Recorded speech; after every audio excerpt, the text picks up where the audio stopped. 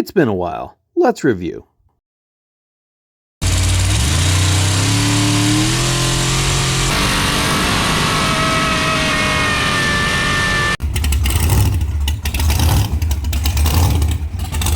So what's it weigh? And what's the weight bias?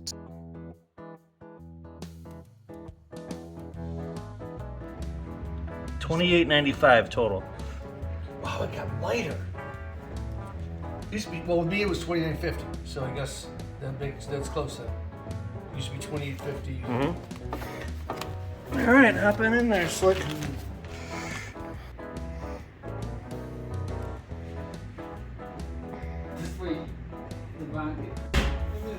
All right.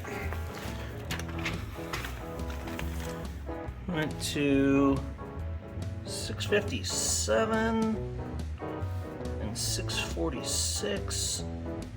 Like you go on the back wheels. I mean, you added 60 pounds on the left front, but everything else added to the back. It's cool. Left front ends up being, even the right front. You added 80 pounds on the left rear and 54 on the right rear. Basically simulating a wheel stand. We got, all right, now you're completely off the front. You just gonna go up to mimic how far up it goes? Let's see if it changes if you go behind. Okay, so we're 701 and 846 right now. So right there. Pretty much the same. Okay, so that means there you are right there. Yeah.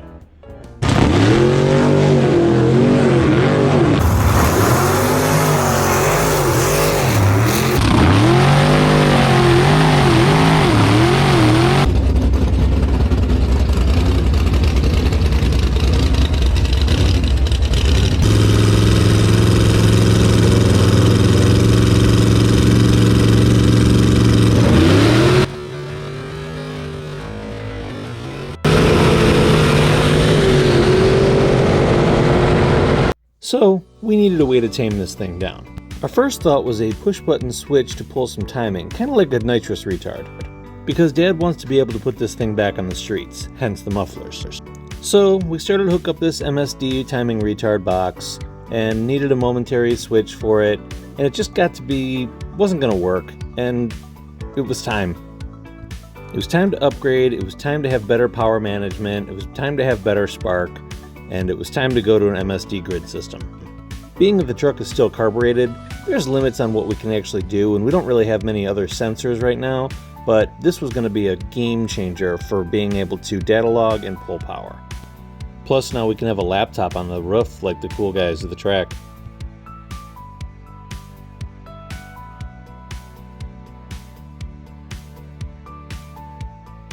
Huge shout out to Bill Diuto and all of his help with this whole process, because we were in way over our heads and had no idea what we were doing.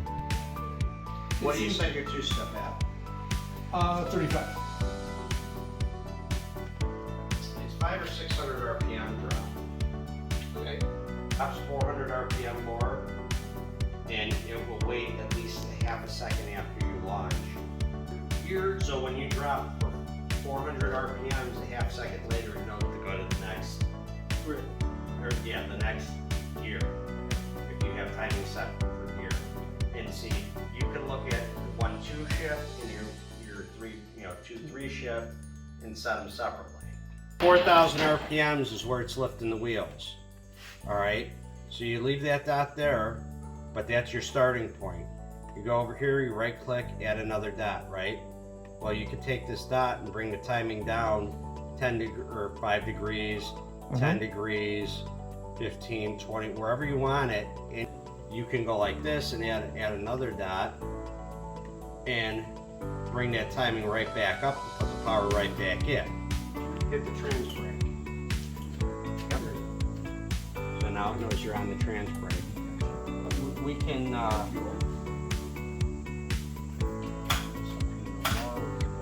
What way to take both squirters are froze up in there? Okay, nothing in the secondary squirters. I'll take that pin out later. Oh, That's really weird. yeah, they do that all the time. I know. It's weird. They did it with the E85, but I have gas in it. So they shouldn't have done that. That's weird. Well, once they start doing that, they're going to keep doing that. Oh, really? Yep. I've ran into that already. Okay, well, at least we know because we had no secondary squirters. That's okay. Okay.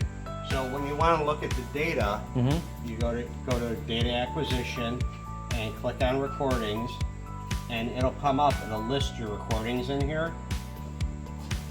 Austin's going to get loud. He's going to use that loud pedal. You okay, bud? He won't be scared. Wait.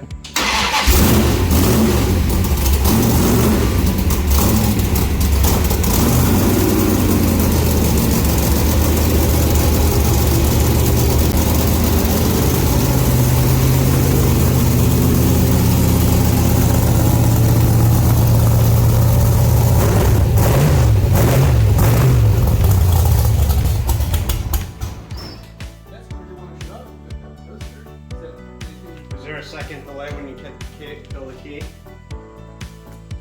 didn't want to shut off? It didn't shut off like he turned it off. What do you mean? Well, when I turned the key off, it was still running. It kept running? It kept running for a split second. So I just asked that question. Maybe that's what it is. I just asked. Well, I never started like that since it was the old days. Yeah. What, fire up right away? Yeah, it's never started like that. It used to fire like that when I used to have it, remember? Before the blower, turn the key, it Right. was running. It's like, wow. Yeah, it certainly hasn't started like that since the blower. No. Good job, man. In an attempt to make this thing even more unruly, Dad decided that he was going to take it down to small tires.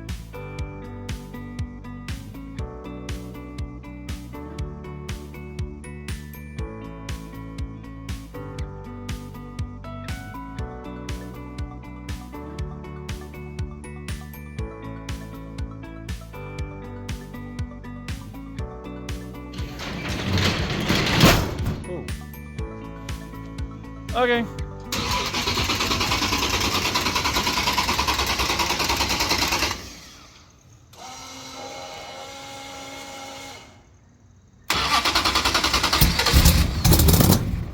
Hold on, let me pull these off.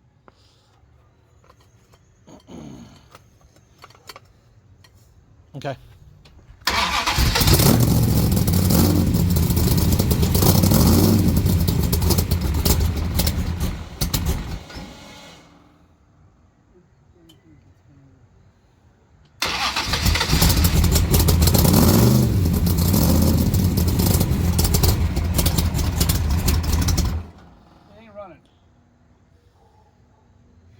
I wonder if we should put the timing light on and see if there's some wacky thing that changed again. I don't know.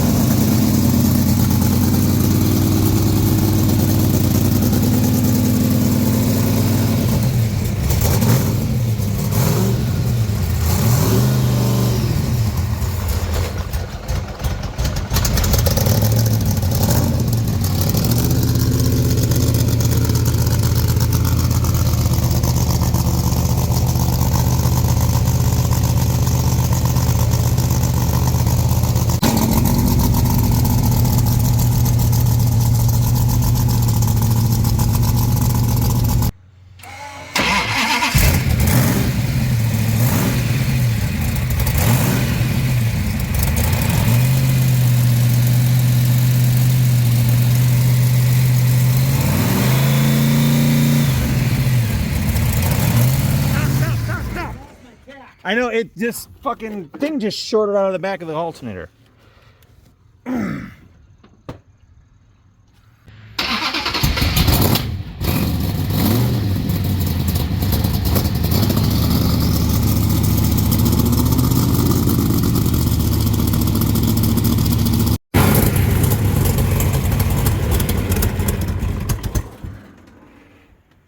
Had to let it run out of fuel. It will not shut off. We figured out that the grid was getting constant power instead of keyed power, so that was a fairly easy fix. Yep.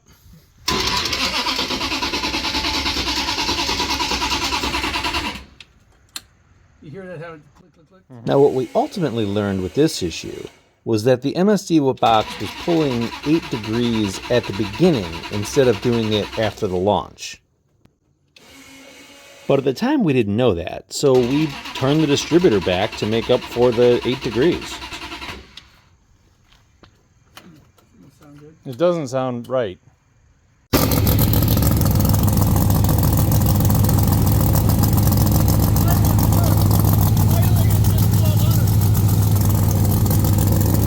Sounds good.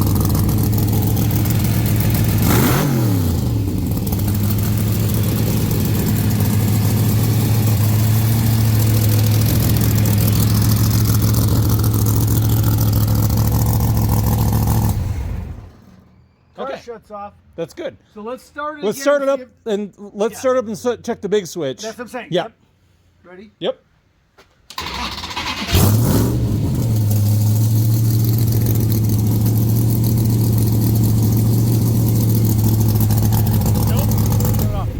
Okay, the other thing is we still get that detect, so we got to figure out that ground.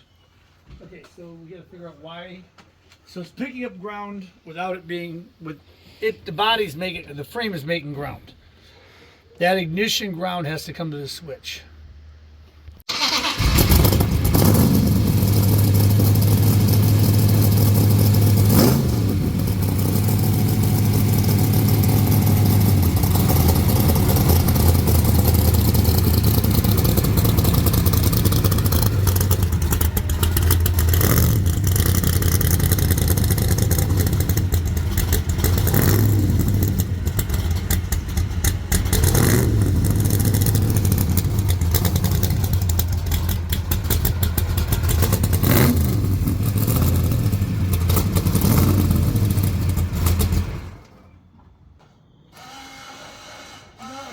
Turn over. What? Oh, wait a minute.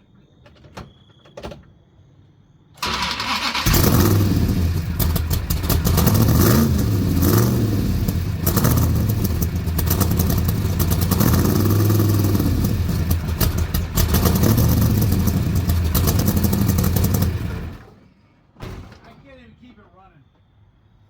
I don't know why. Everything is one step closer. Yes. We got it to start, then we got it to go into reverse. And We got then it to shut off? yeah, we got to start and then stop again. Why is this thing not wanting to run? I mean, it's like massive vacuum leak or something like that. It seems like a massive vacuum leak. Which obviously there shouldn't be anything like that. I'm just saying. Maybe the burst panel didn't return all the way. Remember that timing retard issue we had? That's exactly what it is. It's exactly what it is. It's exactly what it is. It's like my Harley. It never resets very well with some carbon buildup. Good call, Wayne. That's. Now it doesn't seem like it seems like it's got a bad vacuum leak. It popped it. I mean, the springs look like they're out and everything. Is there? What do you think we need to do for that? I put the one you built for my old blower is on this blower. This is one of the springs. See if it shows boost. Is that what you're saying?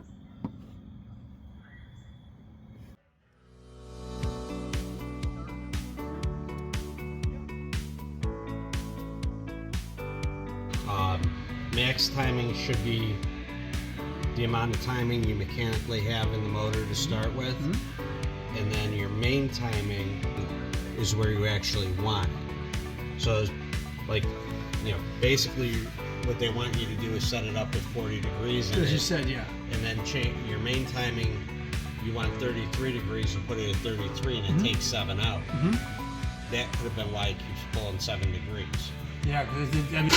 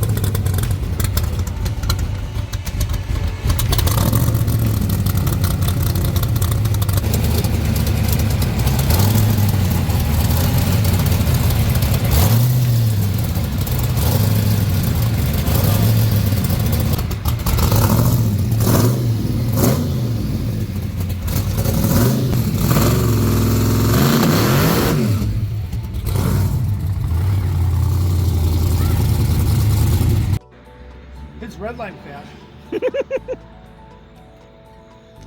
Yeah, I just can't keep it running. It just doesn't. Every time it's different, you know. Yeah.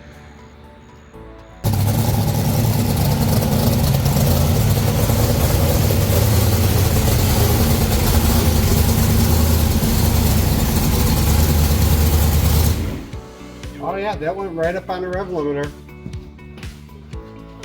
Did it pull any timing when we let go of the trans brake? Hold on a second. We have something that's not a straight line. This is a very we good have a thing. graph. We have a graph. We're checking data. Once Dad took the carbs over to Dale Cubic, we figured out what the non-running issue was. Corrosive E85.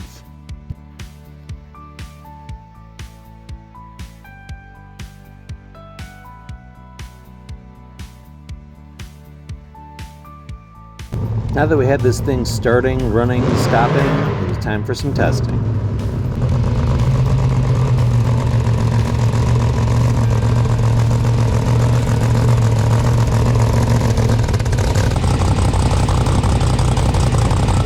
Brand new slicks with no burnout.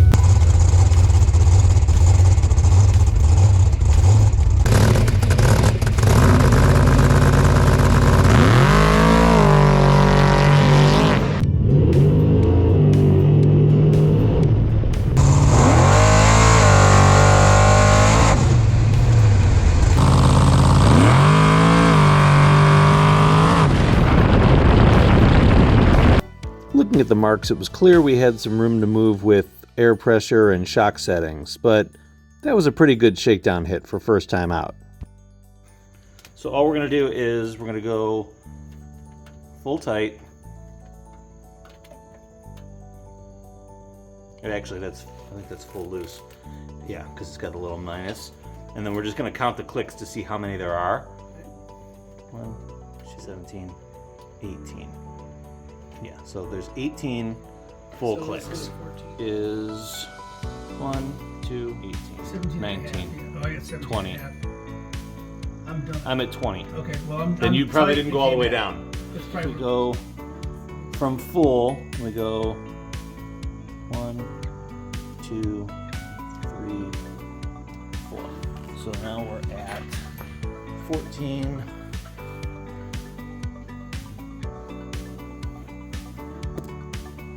So with the shock set, to air pressure set, and the timing set, Dad hit the track.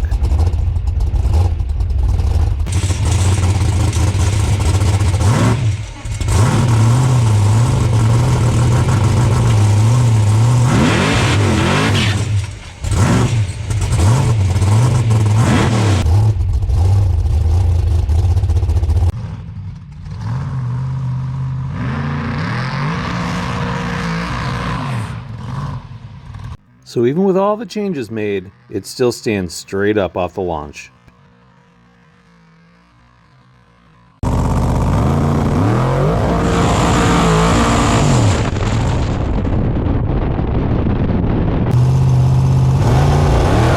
So not much data collected on the first pass, but definitely needed to pull more power.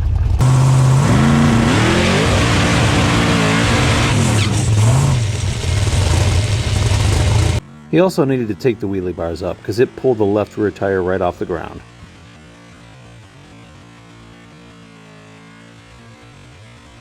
He was determined to make a full pass in the second attempt.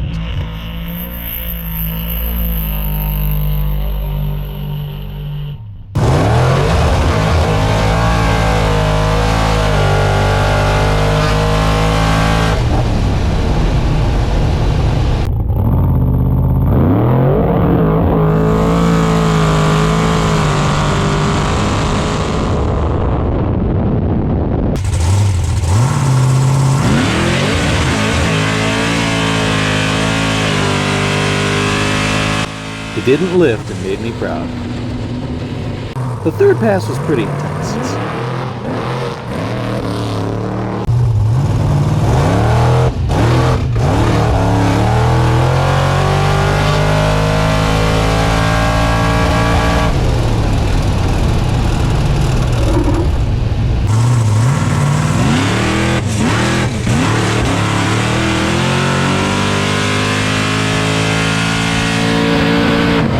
So the next trip out, he's going to add some weight to the front, probably pull a bit more timing, and see if we can actually tame this thing.